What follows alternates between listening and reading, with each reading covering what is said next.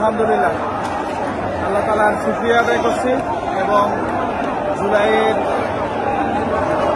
শহীদের রক্তের বিনিময়ে অর্জিত নতুন এই বাংলাদেশে ফ্যাসিজমের আজকে ফ্যাসিজম নিষিদ্ধ হলো।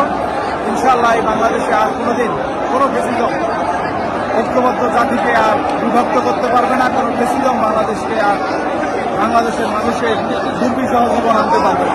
আমরা প্রধান উপদেষ্টা সহ সকলকে ধন্যবাদ জানাই। শহীদের রক্তের মূল্যায়ন তারা করেছেন।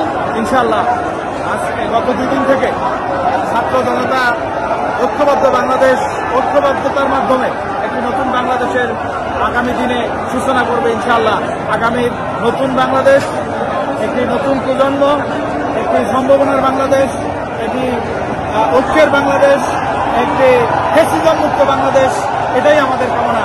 ধন্যবাদ সকল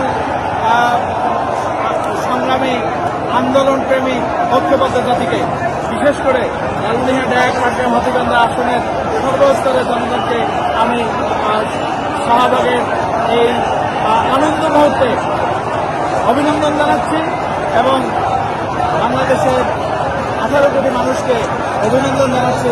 একটি নতুন বাংলাদেশ আগামীকাল সূর্য উদয় যেমন সত্য, আগামীর বাংলাদেশ একটি শান্তিপূর্ণ বাংলাদেশ, একটি ঐক্যের বাংলাদেশ, একটি কল্যাণমূলক বাংলাদেশ ইনশাআল্লাহ বাংলাদেশের ঐক্যবদ্ধ জাতি উপহার দিতে পারবে। ধন্যবাদ।